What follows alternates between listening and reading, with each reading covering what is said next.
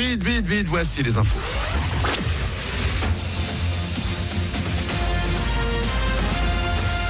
Toute l'actu sur Monaco-Menton avec Frédéric Plat. Bonjour, c'est un soleil voilé qui nous attend pour ce vendredi sur Monaco et les Alpes-Maritimes. Toujours de la douceur également, avec un thermomètre le plus souvent cet après-midi au-delà des 20 degrés. Au réveil, on a 15 à Menton et des nuages plus nombreux demain pourront donner des orages dimanche. C'était la météo sur Énergie avec Latrego, votre restaurant les pieds dans l'eau. Port de Plaisance, Cap d'Aille.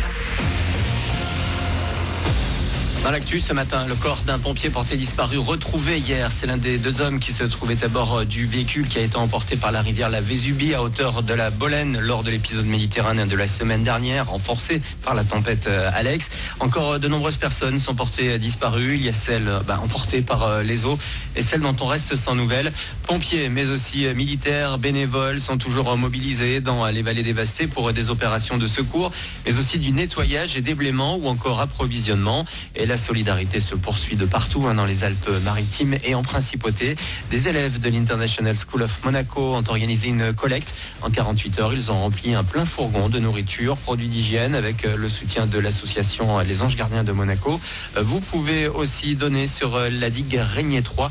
C'est la Croix-Rouge monégasque qui vous accueille de 11h30 à 20h avant d'acheminer les vivres vers les vallées.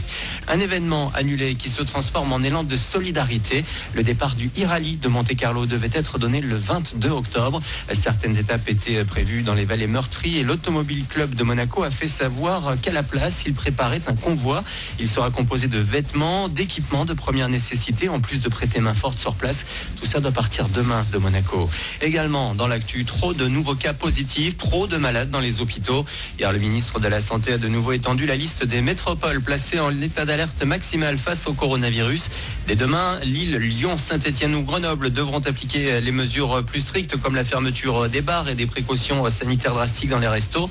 Toulouse et Montpellier pourraient également suivre le pas dès lundi si la situation ne s'améliore pas d'ici la fin du week-end. Sur la Côte d'Azur, s'il y a malgré tout du mieux, ce n'est pas encore suffisant pour ouvrir les salles de sport et relâcher la bride dans la restauration. C'est un des rares événements maintenus malgré le coronavirus, le Monte Carlo Film Festival de la comédie, avec en cette année particulière une dizaine de films internationaux projetés au Grimaldi Forum. D'abord programmé en avril, puis reporté en juillet à cause de la crise sanitaire. C'est donc finalement cette semaine que se déroule cette 17e édition. Et il était pour son président important d'arriver à l'organiser. Ezio Creggio. On a décidé de la faire et envoyer de Monaco un grand signal, un grand message de continuité et de force. Comme tu as vu ici, on va appliquer tous les normes justes que le gouvernement de Monaco a mis, c'est-à-dire les personnes entrent en ligne, et après il faut contrôler la température, il faut maintenir la masque pendant toute la projection des films ou pendant la soirée du gala, et ça c'est très important. Et je pense que c'est correct, mais c'est dans cette façon on peut continuer à vivre, à pousser la culture, la cinématographie et l'entertainment.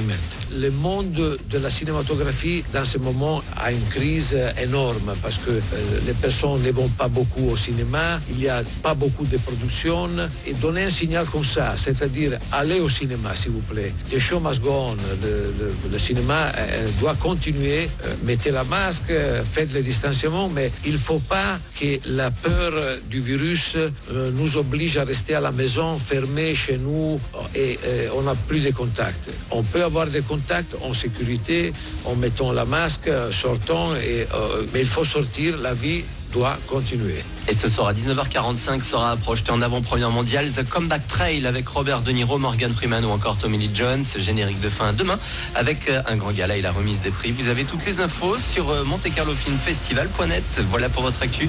Bon réveil avec Manu.